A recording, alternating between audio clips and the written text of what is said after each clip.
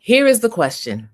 What will separate tomorrow's leaders from everyone else? It's not going to be their title. It's not going to be your use of technology. And it's not going to be your position. The leaders who thrive in the 21st century, it's going to be those who can adapt without losing their values, innovate without losing our humanity, and lead through complexity without losing our purpose. I'm excited for the conversation that we're about to have. Come on, let's get into it.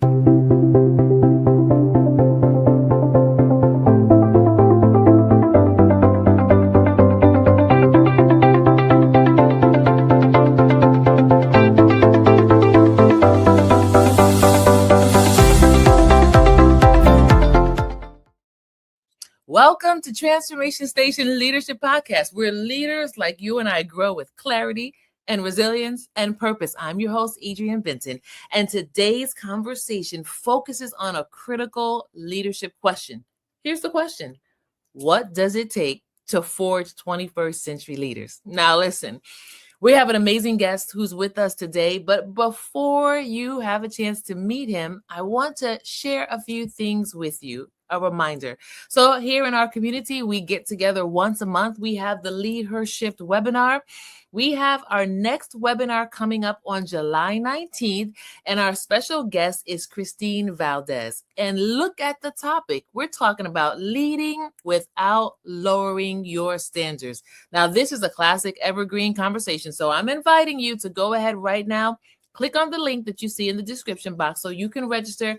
And as always, I want to remind you not to come by yourself. So that means that you need to share this link with a minimum of 5 leaders in your network. Bring them with you so that we can have a healthy conversation about not lowering our standards and leading forward with courage. I also want to remind you that your copy of A Greater Force Than Failure, Intentional Time with God, it's waiting for you. It's waiting for you on Amazon.com. This is a self-guided journal for anyone who has ever made a mistake. That's you and I, because we all have. If you've ever made a mistake and ever find yourself saying, you know what, how do I move forward? Well, this journal is going to give you 4-step process to moving forward well. So A Greater Force Than Failure, Intentional Time with God. Be sure to pick up your copy, Kindle or paperback, on Amazon.com. Well, it's time for us to get into this conversation today. I want to tell you about our guest. His name is Grant Harris. Grant Harris is a globally recognized neuro-inclusive performance strategist and speaker who shifts organizations from friction to flow by fixing their process, not their people, so they can save time, keep talent, and deliver value by redesigning how work gets done at scale. Grant is the founder and the president of GTH Consulting, a minority and disability-owned consultancy working within complex organizations. His experience spans federal agencies and higher education and global enterprises and nonprofit systems where execution, accountability, and scale matter. We are excited to have the expert with us today. I want to say welcome, Grant, to Transformation Station Leadership Podcast. Awesome. Glad to be here. That was an excellent intro. Thank you. Fantastic. Well, we're glad you're here. So, Grant, as I was preparing for this session, I was thinking to myself about what we're talking about today. And here are some of the thoughts that I have, right? One, I was thinking that many times when people think about leadership, they think about influence. And I've learned over the years that the context in which we operate, it changes dramatically throughout the years. Today's leaders have to navigate uncertainty. We got to build trust across differences. We got to embrace continuous learning. So, we talk about the future belonging to leaders who can learn and adapt and develop. So I want to start off with this question. When you think about 21st century leadership, what qualities or what capabilities do you find are most essential for leaders to develop today? Awesome question. And I want to start by saying that the future of leadership is human centered performance. Mm. Human-centered performance. So leaders need to stop assuming that every performance issue or challenge Mm-hmm. is a people issue or challenge. Sometimes the real problem is unclear expectations, broken Mm. handoffs, poor Mm. communication norms, these Mm-hmm. hidden unwritten rules, or ultimately systems that only reward one type of thinking. I see. So the future is human-centered performance. Mm. You mentioned qualities. Mm-hmm. Uh, when and I thought about this for some time. The biggest quality in this time of artificial intelligence, in this time of this tug of war of human versus machine, the most essential capability, in my opinion, is discernment, judgment, Mm-hmm. the ability to tell the difference between a people problem and a Mm. problem. Okay. Okay. Adaptability is important. Emotional intelligence, clarity, humility, these things are extremely important. But leaders need to also understand how the systems shape the behavior of the people that they are leading. So Mm. discernment and judgment, I think, is the most essential quality Mm-hmm. for 21st century leadership. All right. So, leaders, you're listening, you're watching. Here on Transformation Station, we always take a moment to pause and to reflect on what we're hearing. You heard the question, what is most essential for leaders to develop today? We're inviting you right now to put in the chat. Number one, what is resonating with you from what Grant has already started to share with us? And then two, how would you answer that question? What do you believe or what have you experienced right now to be essential for leaders to develop today? We want to hear from you. So, Grant, let me ask you this question, right? How can leaders balance timeless leadership principles like trust and integrity? How can we balance that with fast changing demands? You mentioned AI, right? So, the fast changing demands of technology and innovation and global complexity. How do we balance this? Mm, balance. That reminds me of my daughter. She's in gymnastics and she does this balance beam exercise and she hops, hops, hops across the balance beam. She's 5, and Mm-hmm. leaders are doing the same thing. Yes. Leaders are hopping on this balance beam and trying to get from one end to the other, complete and whole. But Mm-hmm. the difference between my daughter and the leaders is nobody's following my daughter. It's just her. Leaders have people following them. So trust is essential. Trust still matters, but that Mm-hmm. trust and that integrity needs to be operationalized. So in these Mm-hmm. complex environments that we talk about, whether domestic or global, trust shows up with clear expectations, fair Mm, decision making, consistent communication. Now, mhm, communication is something that we're all working on. It's never going to be 100%. It's never going to be A plus. Consistently better over time. And last but not least, accessible systems. So technology changes very speak, which is all the more reason people need clarity. yes. Technology may change how the work moves, but leaders Mhm, make sure that people understand not only what matters, but mm, who owns what. I like to say who does what by when. That's extremely clear and yeah. holds leaders accountable because then now the people behind them on that balance beam know how decisions get made and who owns them. Mm. You have mentioned so many pivotal keywords, right? Clarity. I think of Brene Brown, who says clarity is kindness. Mm, yeah. Trust. So important. One of the phrases that I keep hearing nowadays is psychological safety. And psychological safety is when leaders build that culture, a culture Mhm, of mhm, trust and authenticity and awareness and presence, which then takes me to, when you were talking and you were saying all of these pivotal words, I kept thinking about values, right? mm, Values, when they're alive and living and being practiced, they provide stability when circumstances are changing. And mm, so, leaders, Grant and I are inviting you to evaluate, right? Evaluate every new initiative, technology, strategy through the lens of stability that Grant mentioned, like your values and authenticity and trust, right? Before you start pushing off and trying to implement the next thing, just stop and take some time to reflect and evaluate. So, Grant, adaptability, you mentioned emotional intelligence. What role does adaptability, emotional intelligence, and continuous learning, what role does that play in shaping leaders who can thrive, not just survive, but who can Mm. thrive in today's environment? Well, continuous learning is extremely important to me because of the way that my brain operates. Mhm, I'm a late diagnosed autistic person. And the way my brain operates is I love to absorb information. The more I can learn, the better. I'm full of these, what I like to call interesting facts. I'm not too sure that my family or people around me think they're so interesting, but mhm, I do.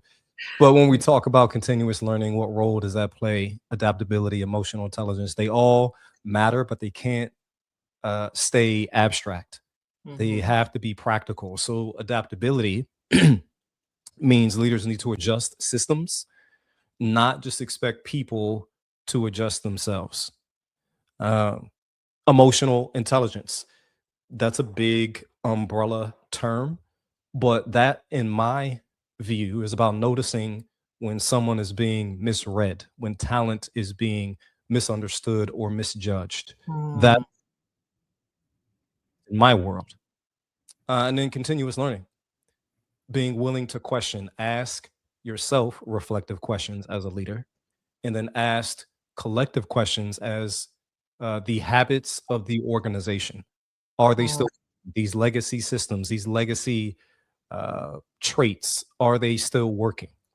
mhm, As I mentioned, as a late diagnosed autistic person, I personally know what it feels like and looks like to be misread mhm, in systems that weren't really designed for the way that I show up. And that mhm, extrapolates to other people as well. And I mhm, use that lens as proof and evidence that mhm. leadership systems have to be designed for more than one way of thinking and being. Mm. So I'm going to ask you to stay right there for a moment and take us a little bit deeper. Like talk to leaders right now about why this is so important. So this isn't generic DEI. This isn't generic neurodiversity awareness. Just Mhm. because you're aware doesn't mean you care as Right. a leader. And I'm a poet and I didn't know it. So I made Mhm. a rhyme. Mhm. Awareness is one thing, but this is about application. This work Mhm. is about action. None of this is going to be perfect, and it shouldn't be. It should be progressive. There should be incremental uh, progress and change, and that should be the consistency. And that's the adaptability. The adaptability comes from leaders understanding that they are people too, and they Mm. think differently too, and they show up differently too. Not just the people that they are leading, not Mhm. just Sally, not just Joe in the corner, but the leader themselves. And if the Mhm. leader can display and practice and implement and operationalize adaptability, emotional intelligence, these umbrella terms that we've been using, Mhm. then the people that they are leading will see that. Yes. And that is that proverbial open door policy. And the open Mhm. door policy for me is not a physical door. That's Mhm. the minimum. The open Mhm. door policy is the open mind policy, Mhm. the open practice policy. Mhm. So that's where this emotional intelligence and adaptability and continuous learning come into play for me, and especially how I particularly show up as an autistic person. I love it. I love it. I love it. And the open mind. Leaders, we are called every day to have open mind. And you tapped on something that I talk to my staff about all the time. But we always say in our office, we're not called to be perfect, but we are called to be progressive, right? That goes into the continuous learning. And I heard someone recently say adaptability helps us as leaders to navigate change. Emotional intelligence helps us to navigate people, and continuous learning helps us to navigate the future. Leaders, you are navigators. And so Grant and I are inviting you and encouraging you to use these capabilities to lay a stable foundation for sustainable leadership. We don't want to just be leaders for right now. We want to be leaders that leave a legacy, but leaving a legacy is not standing up and telling people, hey, I'm great, I led you, we accomplished. No, it's you living life on purpose, having a sure foundation where Grant talked about we model leadership, where your team can see and follow your example and put it into practice. And, Grant, you reminded me that leadership growth requires self-awareness and flexibility. Nobody's perfect, but we all called to be progressive and keep on learning. So, from what you've seen over the years, Grant, what would you say are some of the biggest challenges that organizations face in preparing the next generation of leaders, and how can they proactively address them? Well, there's lots of those, and you said navigators. You called leaders to be navigators. That's hopefully my next car. I'm car shopping at the moment, That's right. and that's on my short list, the navigator. So we'll see if I can get there. Yes. Challenges. Mm, So most business schools, most certification programs, most training cohorts within organizations still prepare leaders to manage performance. mm, But what they don't prepare leaders to is to examine the conditions around the performance. That's the harder part. That's the challenge. So you get all this training on feedback, communication, accountability, whatever that means to certain people. But mhm. you don't get that same type of training on role clarity. Like Mercy. who's doing what on handoffs? How do I hand off this project, this initiative to the next person or the next team so that they can pick up the baton? Mhm, Decision consistency, the decision tree, who's in the decision, how are the decisions made? mm. Meetings. We could have this whole nother podcast, and I'm not inviting myself back, but we could have a whole nother podcast on Mhm, meeting design. How are mhm, meetings set up and how are they run? And mhm, also these hidden norms, which hidden norms is the big umbrella that all these kind of things lead into. So we keep asking leaders, I say we, but society, mhm, the systems within organizations keep asking leaders to make better people decisions, but they don't give them a better process to do so. mhm, And then ultimately, people, employees, workers are the ones that are burned out, the ones mm. that are left out and Mercy. ultimately pushed out. Mm. So that's some of the challenges I see with preparing the next generation of leaders. Mm. So, leaders, we are asking you, what are some of the challenges that you see today? What are some of the challenges that you have seen? And then we also, Grant and I want to hear from you. How are you proactively addressing some of the challenges that you see? How are you addressing ways in which we can grow the next generation of leaders? We want to remind ourselves that, every leader should have a mentor. Every leader should look to be a mentor. And so we want to encourage you, if you don't have a mentor, get a mentor. Like, there's so many ways nowadays to do it. It could be somebody that's right around you in your community. You can look online, you got LinkedIn, you got all these places. Find somebody that's doing what you're trying to do, and communicate, ask questions. That's how we learn, that's how we grow. But don't keep the goodness to yourself. You also need to look to see who you can pull forward, who you can share, who you can mentor, who can, as they encounter you, who can emerge as a leader themselves. So, Grant, as we turn the corner on this amazing conversation, and we are going to have you back again, I just want you to know that. Okay, I'm asking you to Good sow stuff. into this community here. Right. I want you to talk to the leaders that are listening, that are watching right now, and they're like, okay, I get it. I get it. I need to strengthen myself. I need to strengthen other leaders. I need to develop more adaptability. I need to make sure that I steer myself as a continuous learner. I'm asking you right now to take a moment and just talk to us. Give us some advice. Give some advice Mm. to emerging leaders who want to remain relevant and impactful in the future. Oh, one, I appreciate the early invite back. I appreciate that. Thank you. Absolutely. You say emerging, and I know your show has a focus on emerging leaders, but this is for all leaders. Mhm. And in my opinion, I'm going to say this out loud, but in my opinion, no matter how much tenure you have as a leader, the best leaders always see themselves as emerging leaders because Yes. it's never done. That wasn't my ultimate point, but that is one point. I love So it. all leaders are emerging, or they should be thinking of themselves that way. Mhm. Uh, but this piece of advice is don't confuse comfort with capability.